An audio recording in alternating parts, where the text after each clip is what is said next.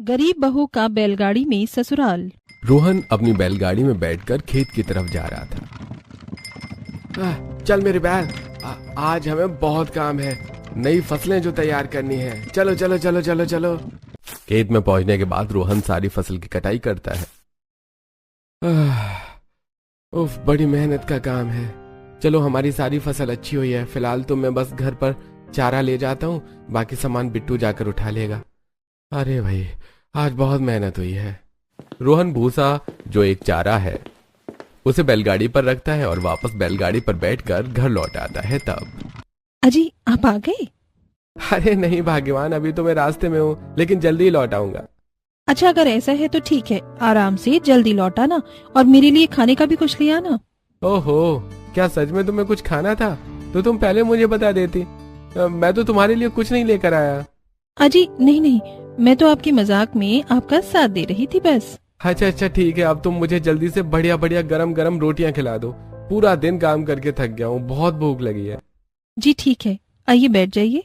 रोहन, विमला और रमेश तीनों खाना खाने बैठ जाते हैं। पायल ने चूल्हे पर गर्मा गर्म साग बनाया हुआ था और उसके साथ बाजरे की रोटी बना रही थी।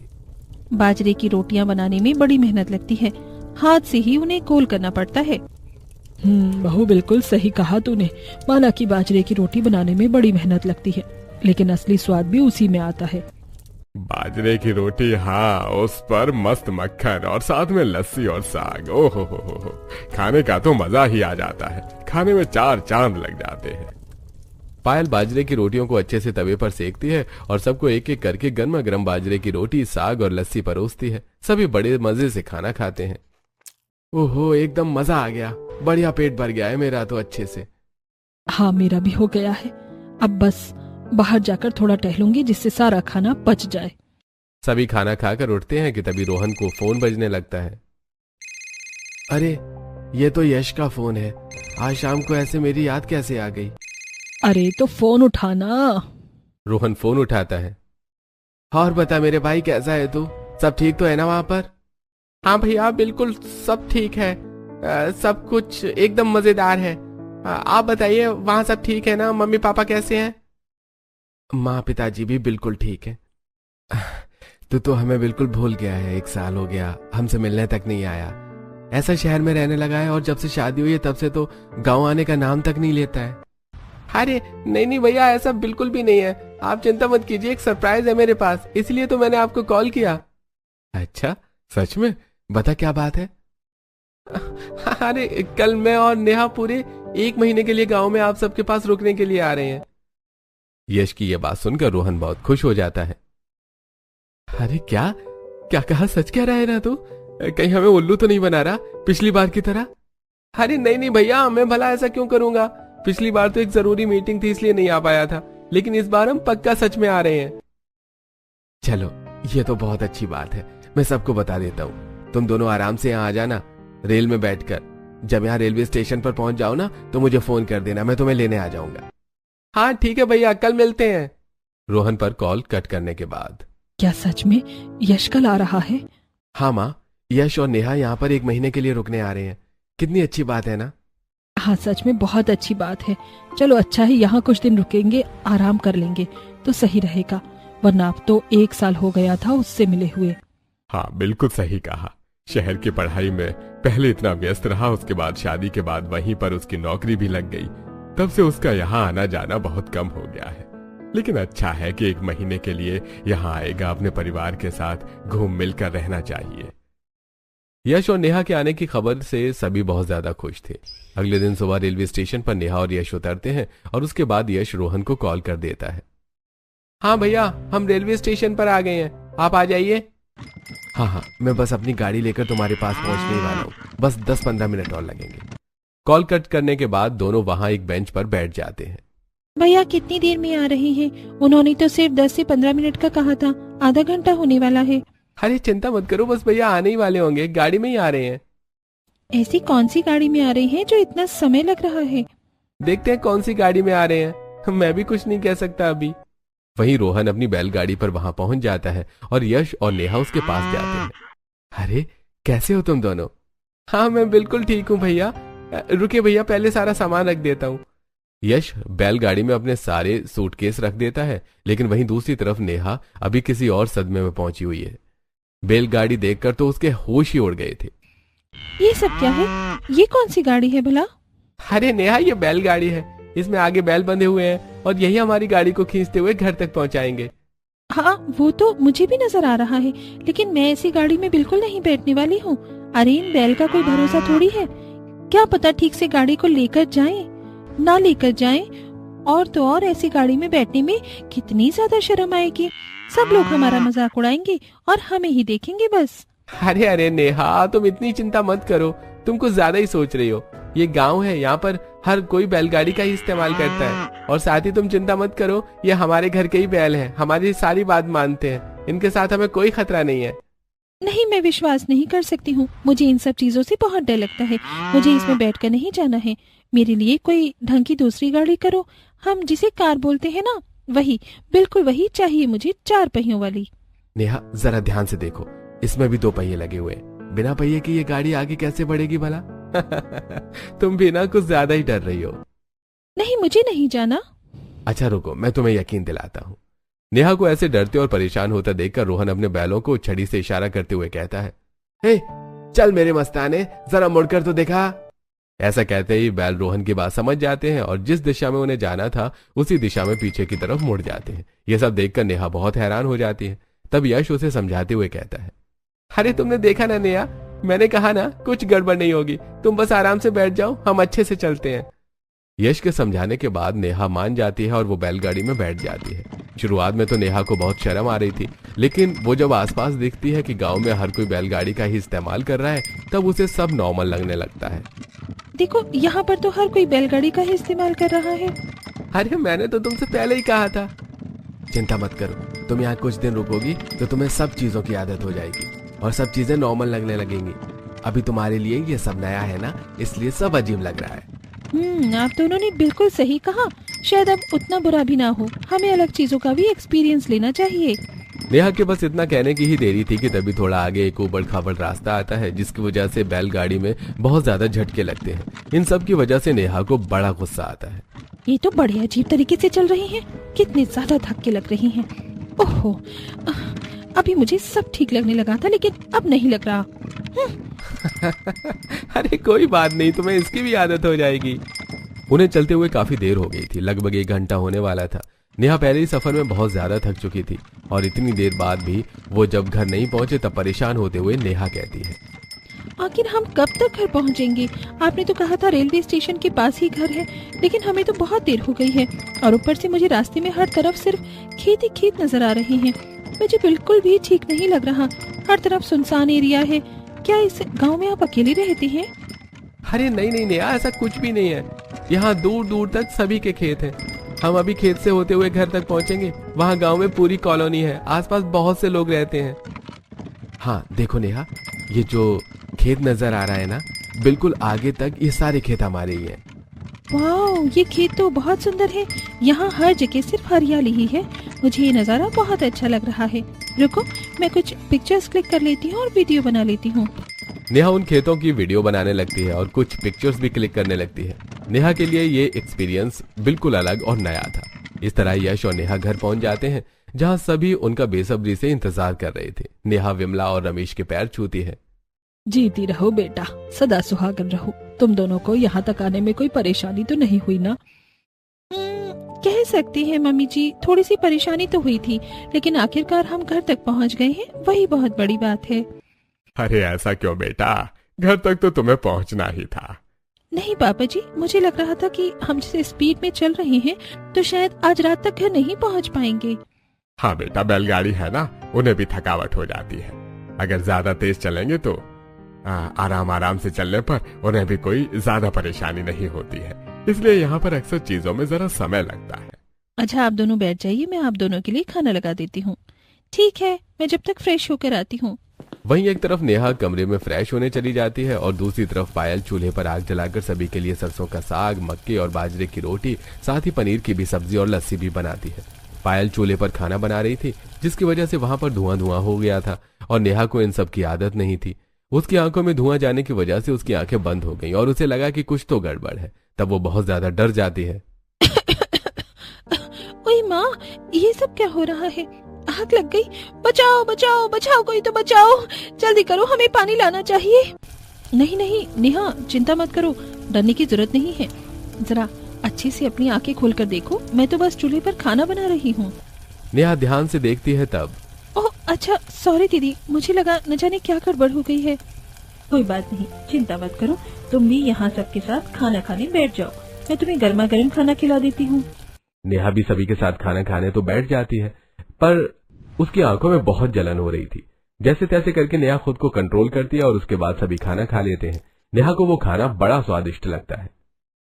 दीदी मानना पड़ेगा, खाना तो बहुत ही स्वादिष्ट है। इतना स्वादिष्ट खाना मैंने कभी नहीं खाया। ये गांव का देसी खाना है, इस खाने की बात ही निराली है। अगले दिन सुबह यश भी गांव की तरह धोती कुर्ता पहनकर तैयार हो जाता है, जिसे देखकर नेहा बड़ी हैरान थी। ये क्या, आपने भी बिल्कुल यहाँ की तरह ही पहनावा पहन लिया है, बड़ी अच्छी लग रही हो। रुको, अभी आपकी फोटो लेती हूँ। हाँ हाँ जरूर लो, मुझे भी मेरे पुराने दिन याद आते हैं। मैं किस तरह पहले यहाँ ऐसे कपड़े पहनकर भैया के साथ खेत पर काम करने जाता था। आज मैं भैया के साथ उनकी मदद करने खेत पर जाऊंगा। नेहा यश की कुछ पिक्चर्स लेती है तब। मुझे भी खेत पर कुछ काम से जाना है, वहाँ जरा काम करवाना है। क्या नेहा, तुम भी हमारे साथ चलोगी?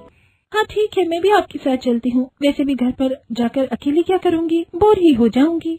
तभी फिर से बैलगाड़ी में सवार होकर खेत की तरफ जाते हैं। बैलगाड़ी बड़ी धीरे चल रही थी, जिसकी वजह से नेहा को बड़ा गुस्सा आ रहा था। बाकी सब तो ठीक है, मुझे बैलगाड़ी में बैठना भी बुरा नहीं लग रहा, लेकिन इसकी स्पीड बड़ी कम है। कितनी आराम से ठुमक ठुमक कर चलते हैं, ऐसे तो हमें पहुँचते पहुँचते रात ही हो जाएगी। साथ ही इस बैलगाड़ी में कितने ज्यादा झटके लग रहे हैं। ओह, मैं तो बहुत परेशान हो गई, मुझे गुस्सा आ रहा है। ओहो नेहा, इतना गुस्सा क्यों करती हो तुम? देखो, हमें हमेशा जीवन में इतनी हड़बड़ी नहीं करनी चाहिए, सभी चीजों का आराम से मजा लेना चाहिए। तुम प्रकृति को अच्छे से देखते हुए चलो, यहाँ की खुली हवा का मजा लो, तब देखना तुम्हें कितना अच्छा लगेगा। कुछ अच्छा नहीं लगता दीदी? अरे सब काम जल्दी जल्दी हो जाना चाहिए ना, हम जल्दी खेत पहुँचे ताकि हम जल्दी काम खत्म करके घर भी जल्दी पहुँच सके। मैं तो कहती हूँ बैलगाड़ी बिल्कुल भी अच्छी नहीं है, आप लोग भी अपने लिए एक बैलगाड़ी खरीद लो। नहीं पायल, तुम जानती हो कि यहाँ पर कितने सारे लोग पैदल जाते हैं और बीच में भी कभी खेत आता है तो कभी पतली गलियाँ आती हैं तो कभी कुछ आता है। यहाँ पर गाड़ी कामयाब नहीं है, यहाँ हर कोई बैलगाड़ी का ही इस्तेमाल करता है। बैल ही हमारे खेत जोतने में मदद करते हैं, बैलों से ही हमारा सब कुछ है। लेकिन मुझे बैलगाड़ी बिल्कुल पसंद नहीं है। इस तरह आराम से सभी खेत पहुँच जाते हैं और सारा काम खत्म करके शाम को भी बैलगाड़ी से ही घर वापस आते हैं। बाकी सब में तो नेहा एडजस्ट कर रही थी, लेकिन बैलगाड़ी की स्पीड से उसे बड़ी परेशानी थी। कुछ दिन गुजरते हैं, फिर एक दिन नेहा। अच्छा दीदी, मैं कह रही थी कि यहाँ पर क्या कोई अच्छी सी मार्केट नहीं है? मुझे ना अपने लिए कुछ कपड़े खरीदने हैं। अब मैं यहाँ आई हूँ तो यहाँ के हिसाब से भी कुछ कपड़े खरीद लेती। वैसे भी बैठे बैठे बोर हो रही हूँ, शॉपिंग करूँगी तो मूड अच्छा हो जाएगा। हाँ बिल्कुल है, हमें खेतों से होते हुए गाँव के बाहर जाना होगा। वहाँ बहुत बड़ी दुकान है, वहाँ हर तरह के कपड़े मिलते हैं। उन दोनों को काम से घर वापस आने दो, फिर हम शाम को कपड़े लेने चलेंगे। ठीक है, तब तक मैं बाकी काम करने में आपकी मदद कर देती हूँ। जल्दी काम खत्म करेंगे तो जल्दी जा पाएंगे। वैसे भी हमें उस बैलगाड़ी में ही बैठकर जाना होगा, जिससे हमारा बहुत समय बर्बाद होने वाला है। दोनों मिलकर घर का सारा काम खत्म कर लेते हैं। फिर जब रोहन और यश खेत का काम खत्म करके घर वापस लौटते हैं तो सभी बैलगाड़ी पर बैठकर शॉपिंग करने गांव के बाहर जाते हैं। ओहो, फिर से वही सब, कितने धीरे चल रहे हैं ये लोग। अरे लोग नहीं, बैल। हाँ वही वही, जो भी है, ऐसे तो हम बूढ़े हो जाएंगे। इतनी भी जल्दी कहाँ, अभी तो बहुत समय है बूढ़ा होने में। मेरा मतलब कि अगर हम स्पीड से पहुंचेंगे तो हमें बहुत देर हो जाएगी। कब तक पहुंचेंगे हम? इतनी देर हो गई है। बस पहुंचने वाले हैं, थोड़ा और सब्र करो। वो देखो नजारा कितना सुंदर है। वहाँ थोड़ी दूर हरे भरे खेत और उसके पास छोटा सा तालाब भी है। मेरा बिल्कुल भी मूड नहीं है दीदी कि कोई नजारा देखूं। मुझे तो बस बहुत गुस्सा आ रहा है। एक तो इतने उबड़ खाबड़ तरीके से चलते हैं और ऊपर से इतनी धीरे धीरे चलते हैं। मुझे बैलगाड़ी में बैठना बिल्कुल भी पसंद नहीं है। इससे अच्छा तो गाड़ी ही ले लो। इसमें ऐसे धीरे धीरे जाने पर सारे नजारे का भी मजा खराब हो जाता है। ऐसा नहीं है नेहा, तुम अपना नजरिया बदलो चीजों को देखने का। अगर तुम शांति से सब चीजों को बड़े आराम से देखोगी तो तुम्हें सब अच्छा लगेगा। शहरों में जिंदगी जरा भाग दौड़ की होती है, लेकिन गाँव में सब कुछ बड़े आराम और शांति से होता है। पता नहीं दीदी, इसमें तो अच्छा है मैं फोन में कोई मूवी ही देख लेती हूँ, कम से कम टाइम पास तो हो जाएगा। इस तरह यहाँ इस बैलगाड़ी में खाली बैठने से अच्छा है थोड़ा माइंड डाइवर्ट होगा मेरा। पायल नेहा को समझाने की कोशिश करती है लेकिन वो नहीं समझती। काफी देर बाद वो एक दुकान पर पहुंच जाते हैं और वहां पर ढेर सारी शॉपिंग करते हैं। अब मुझे बहुत अच्छा लग रहा है। फाइनली मैंने अपने लिए इतनी अच्छी अच्छी और सुंदर साड़ी खरीदी है। मानना पड़ेगा, यहाँ की दुकान तो बहुत अच्छी है। हैंडीक्राफ्ट कपड़े भी कितने अच्छे मिल रहे थे, कितने सुंदर और प्यारी डिजाइन बनी है इन पर। तुम्हें कुछ देखकर अच्छा लग रहा है। चलो कम से कम तुम्हें कुछ तो अच्छा लगा। आप भी अपने लिए तो और कपड़े लो दीदी। नहीं नहीं, अभी तो मैंने इतना खरीद लिया, वही बहुत है।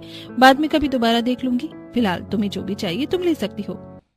शॉपिंग करने के बाद सभी घर वापस आ जाते हैं, लेकिन घर आते फिर से नेहा का मूड खराब हो जाता है।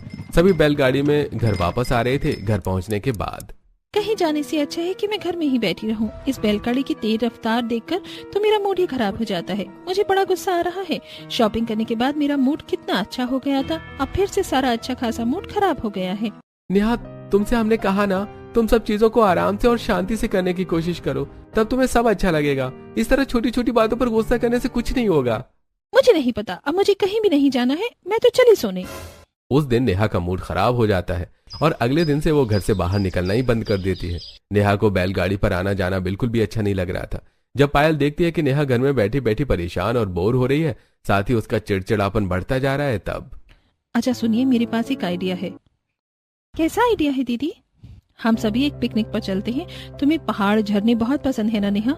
हाँ बिल्कुल, मुझे पहाड़ और झरने बहुत ज्यादा पसंद है। क्या यहाँ पर सच में सब कुछ है? हाँ सब है। हम 2-4 दिन के लिए वहाँ चलेंगे और कैंपिंग करेंगे।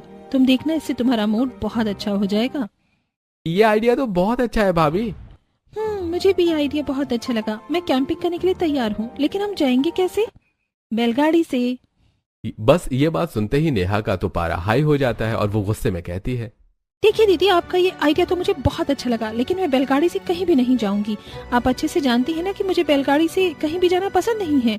तुम चिंता मत करो, एक बार मुझ पर विश्वास करो, यकीन मानो, तुम्हें बहुत अच्छा लगेगा। हम कैंपिंग भी करेंगे। अगर तुम्हें अच्छा नहीं लगा तो तुम्हें कभी बैलगाड़ी पर जाने के लिए हम नहीं बोलेंगे। बस एक बार तुम चीजों को जरा आराम और शांति से करने की कोशिश करो, तब देखना तुम्हें सब अच्छा लगेगा। हाँ नेहा बहू, पायल बहू बिल्कुल सही कह रही है। तुझे एक बार उसकी बात मान लेनी चाहिए। तुम यहाँ पर घूमने आए हो तो सब कुछ बड़े अच्छे से एंजॉय करो।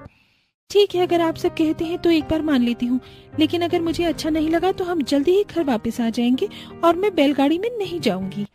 ठीक है, तुम चिंता मत करो, मैं सब संभाल लूंगी। बस उसके बाद पायल और नेहा अपने ट्रिप के लिए सारी तैयारी शुरू कर देते हैं। रोहन भी 2 बैलगाड़ियों का इंतजाम कर लेता है और दोनों बैलगाड़ियों पर एक तंबू सा लगा देता है, जिससे बैलगाड़ी अच्छे से कार हो जाती है। एक बैलगाड़ी में सारा सामान आ जाता है और दूसरे की बैलगाड़ी में पायल और नेहा बैठ जाती हैं। तभी उनकी पड़ोसन आती है। लगता है घूमने की तैयारी चल रही है। हाँ, अकेले अकेले घूमने जा रहे हो? जरा हमसे भी पूछ लेते। नहीं काकी, ऐसा नहीं है, आप चाहे तो हमारे साथ चल सकती हैं। अरे रहने दे, क्यों बच्चों को छेड़कर परेशान कर रही है? मैं तब से तुझे तीर्थ धाम पर चलने के लिए कह रही हूँ, तब तो तुझे जाना नहीं हुआ। अब तू पहाड़ों पर घूमने जाएगी? कहाँ बहन, हम कहीं नहीं जा रहे हैं। हमसे वैसे तो ढंग से चला ही नहीं जाता। घुटने भी जवाब दे चुके हैं। पहाड़ पर तो हम जरूर जाएंगे। मैं तो बस बच्चों को ऐसे ही छेड़ रही थी। हाँ हाँ बच्चों, तुम सब जाओ, आराम से घूम कर आओ, यहाँ की चिंता मत करो। जी शुक्रिया काकी, आपके होते हुए मुझे किसी भी बात की चिंता करने की कोई जरूरत ही नहीं है। सभी बैलगाड़ी पर सवार हो जाते हैं।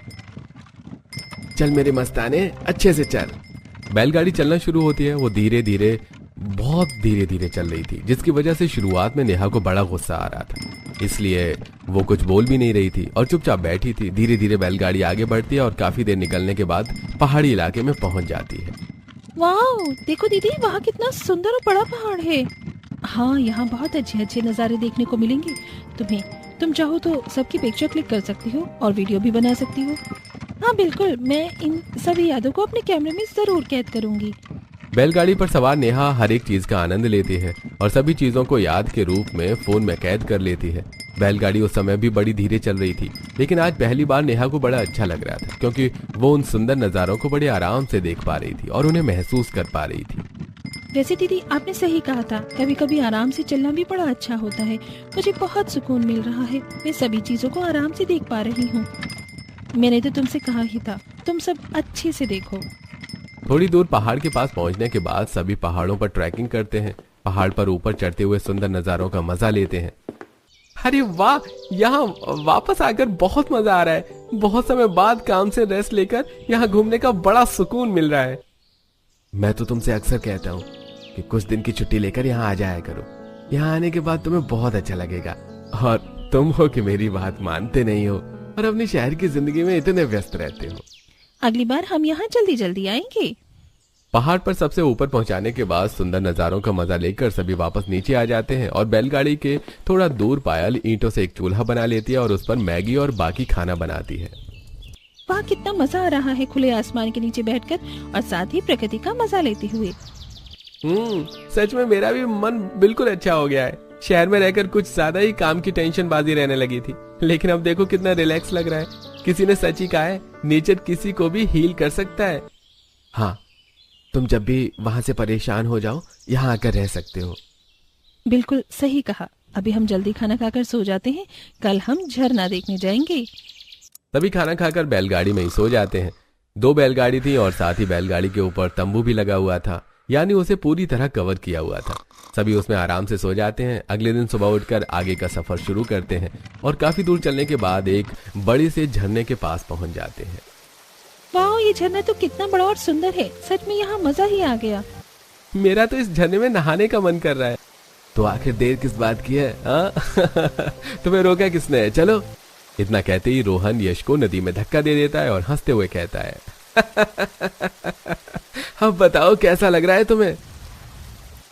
भैया, ये तो बहुत गलत बात है। आपने मेरे साथ चीटिंग की है। मैंने कोई चीटिंग नहीं की है। अब तुम आराम से मजा लो। इतना कहने की देर थी कि पायल ने भी रोहन को नदी में धक्का दे दिया। इसके बाद यश बहुत ज्यादा हंस रहा था। थैंक यू सो मच भाभी, आपने मेरा साथ दिया। मेरी टीम में हो आप। अरे लेकिन यह तो चीटिंग है। अरे क्यों भैया, चीटिंग कैसे? आपने भी तो मेरे साथ ऐसे ही किया था ना। चलो अब हम रेस लगाते हैं, कौन कितना अच्छा तैरता है। वैसे बहुत समय हो गया है ना हमें ये सब किए हुए। हाँ, तो कोई बात नहीं, अब कर लेते हैं। सभी इस तरह बहुत एंजॉय करते हैं। वहीं दूसरी तरफ पायल और नेहा उन दोनों के लिए खाना बनाती हैं। रोहन और यश काफी देर नदी में तैरने के बाद कपड़े बदलकर वापस आ जाते हैं और वहीं सभी आराम से बैठकर खाना खाते हुए प्रकृति का मजा लेते हैं। मानना पड़ेगा, असली खाना तो गांव का ही अच्छा होता है। यहाँ का खाना खाकर मुझे बहुत अच्छा लगता है। सच में मजा आ गया। हाँ, मुझे भी बहुत अच्छा लग रहा है। मैं बहुत खुश हूँ कि हम यहाँ पर आए और हमने इतना अच्छा समय यहाँ पर बिताया। दीदी, हाँ, आपने बिल्कुल सही कहा था। हमें जिंदगी में इतनी अफरा तफरी और जल्दबाजी नहीं मचानी चाहिए। हमें जिंदगी में सभी चीजें आराम से करनी चाहिए, तब उसका मजा ही अलग होता है। बिल्कुल सही। ज्यादा हड़बड़ाहट में काम करने का क्या ही मजा। जिंदगी तो यूं ही चलती रहेगी, काम भी होते रहेंगे, लेकिन कभी कभी हमें बिल्कुल शांति से, ठंडे दिमाग से सब करना चाहिए। उसका मजा ही अलग होता है। इस तरह रात हो जाती है और सभी खाना खाकर वापस बैलगाड़ी में सो जाते हैं। अगले दिन सुबह चारों वापस घर आने को अपनी यात्रा शुरू करते हैं और पूरा दिन चलने के बाद आकर सभी घर पहुंच जाते हैं। हाँ, तो बच्चों बताओ कैसी रही तुम्हारी ट्रिप? पापा, बहुत अच्छी थी। हमें बहुत मजा आया। हमारे गांव के पहाड़ों को बड़े समय बाद देखा है मैंने। मुझे पुराने दिन याद आ गए। हाँ, और मुझे भी बहुत अच्छा लग रहा है। ये मैं कभी नहीं भूलूंगी। तुम्हारा जब भी मन करे तुम यहाँ आ सकते हो। कभी कभी हमें प्रकृति से भी जुड़े रहना चाहिए। प्रकृति हमें बहुत कुछ सिखाती है और इससे हम हष्ट पुष्ट बने रहते हैं। इस तरह सभी को बहुत अच्छा लगता है और नेहा और यश बहुत खुश होते हैं और अब गांव में बाकी दिन अच्छे से बिताते हैं। नेहा को भी अब बैलगाड़ी से कोई परेशानी नहीं थी, बल्कि वो अब बैलगाड़ी चलाना भी सीखती है। अरे अरे मस्तानी, रुक जाओ। हमें उस खेत में नहीं जाना है, दूसरे वाले में जाना है। बैलगाड़ी चलाना सीखना भी नेहा को बहुत अच्छा लग रहा था और अब उसकी बल्कि दोनों बैलों से